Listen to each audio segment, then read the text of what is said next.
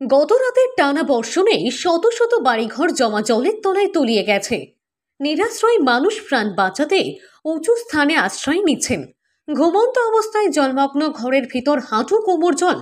ডুবন্ত সর্বহারা মানুষের অভিযোগ মতে বড়াইল পাহাড় থেকে প্রবাহিত পাহাড়ি ছড়া সুন্দররা কোরকুরের একাংশ মধ্যভাগ দিয়ে সোজা হাওড়ে নেমেছে। ওই ছড়াটি পূর্বপুরুষের আমল থেকে ওই ছড়া দিয়ে বড়াইল পাহাড়ের জল হাওড়ে নেমে জল নিষ্কাশন নিয়মিত হতো।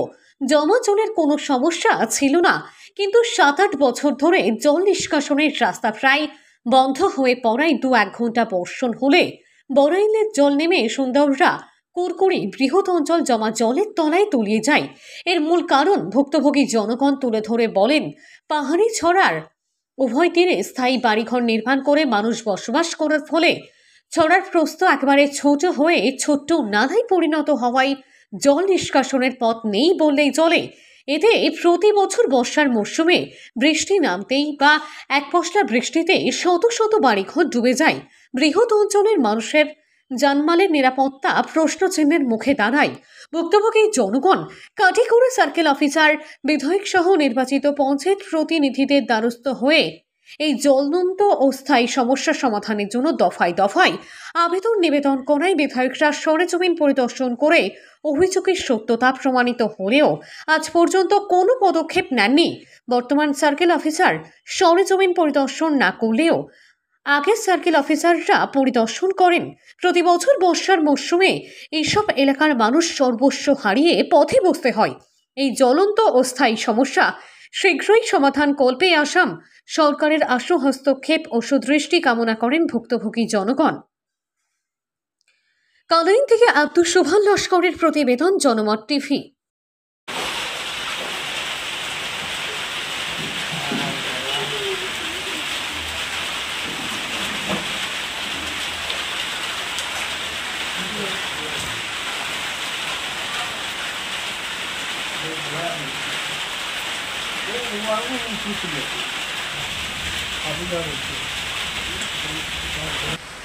আমরা অবস্থা দেখো দেশবাসী কি অবস্থা। বৃষ্টি খালি আরম্ভ হইতেও, বর্ষার খালি আরম্ভ হইতেও আমরা অবস্থা দেখো, গরম দিকে আটক জল কোমর জল কোনো জায়গায় খালি আরম্ভণীতে ওই অবস্থা। রাজবাসী দিন আমরা বলে দিতাম এখন আশ্রয় দেওয়ার কোনো দিকে কিনা জল হয়ে যেত, জল যাওয়ার রাস্তাঘাট সব বন্ধ করলে আমার অবস্থা হয়ে যায়। আচ্ছা, গড়ের ভিতরে যে হাঁটু জল কোমর জল হওয়ার মূল কারণটা কি হতে পারে? মূল কারণ হইল রাস্তাঘাট, জল যাওয়ার যে রাস্তা আছে, আমরা বাড়ির কিনারে দিয়ে একটা নালা আছে, এটা পাহাড়িয়া নালা। এই নালাটা গিয়া আওয়ারও নামছে, এই নালা ডগ আছে, এখন গড় বানাইয়া মানছে, একবারে রাস্তা সব বন্ধ করে দিচ্ছে, নালা বন্ধ করে দিচ্ছে, যার কারণে জল যায় না। জল না যাওয়ায় আমরা এই পুরা গ্রাম জলে বইয়া লিয়ে যায়, একবারে বাড়িয়ে করে উঠছে না।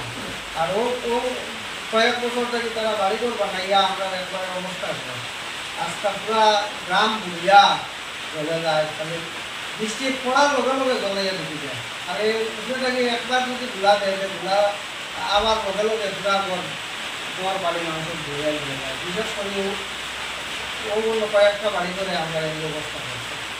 নালাউলা বড়াইয়া শুকনার দিনও নালাউলা বড়াই দিলা তারা বাড়িয়ে খালি করিয়া বাড়ির সীমা বাড়াইতা করে খালি নালা বাই ভেড় দিয়া দিয়া শুকনার দিনও বড়াই দিলা নালা। আর বৃষ্টির দিনে আনলে সারা কষ্ট আমরা বাড়ির ঘর সব ঘুরে দিয়ে যাই। কিন্তু আজকে ফ্লাড করছে, ফ্লাড নাই, বৃষ্টির জলে, মানে বৃষ্টির জমা জলে আমরা এই অবস্থা। আর যদি ফ্লাড করে আমরা করে দিতাম, তখনও যাওয়ার জায়গা নাই। প্রতি বছর আপনারা মিনি বন্যায় ডুবে সর্বস্ব হারাতে হয়, এই ব্যাপারে আপনারা কোনো জনপ্রতিনিধি বা সার্কেল অফিসার বা কোনো বিভাগীয় কর্তৃপক্ষের দ্বারস্থ হয়েছিলেন? হয়েছি, আমরা সার্কেল অফিসারের কাছেও গেছি, লোকাল এমএলএরও গেছি, এমএলএ আইসি হই না, দেখছো দেখিয়া তো আমরা আর কোনো সাহায্য সহযোগিতা হচ্ছে না। যার কারণে আমরা এখন আর সরকারকে করি আর আমরা এই অবস্থা।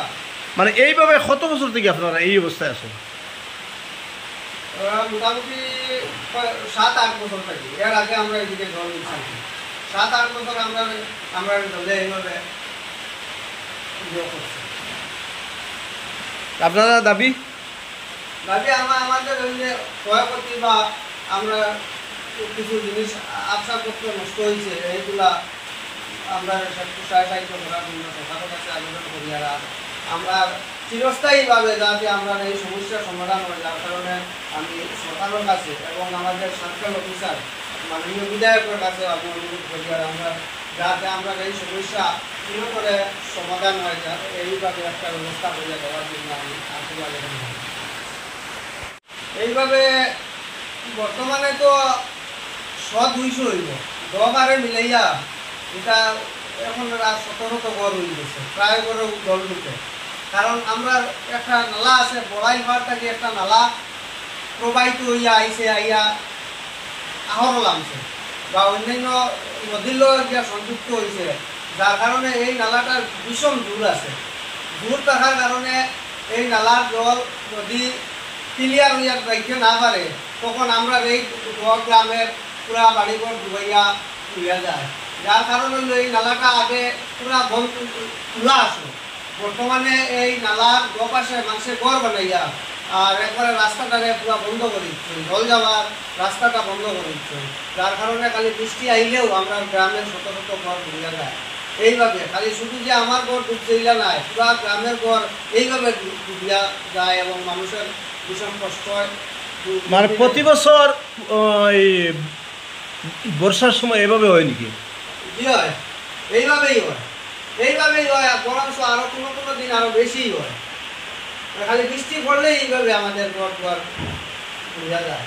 আপনারা কি চাই, কি মানে জল নিষ্কাশনের রাস্তাটা ক্লিয়ার করে দেওয়ার জন্য আমি সরকারের কাছে আবেদন রাখি। আর আসবাবপত্র বা যে ছোটো ছোটো বাচ্চা কাচ্চারা আছে এরা এখন বর্তমানে কোন জায়গাতে আছে? হয়তো আমরা পুরা উঁচা জায়গা থেকে রাখছি। কাপড় চুপড় বা এই সেই আরো যেটা আছে এটার সামান বাঁচানি গেছে না, হঠাৎ আইছে। মানে উঁচু জায়গা দিয়ে আশ্রয় নিছে, ছোটো ছোটো বাচ্চা কাচ্চা আশ্রয় নিছে। রাত্রে ঘুমাইছি, সকালে কিছু বাঁচানিও গেছে না, প্রায় জিনিস তো জলে ডুবিয়া গেছে। কোনো মতে খালি বাচ্চা নিয়ে একটু উঁচা জায়গাটা আসছে।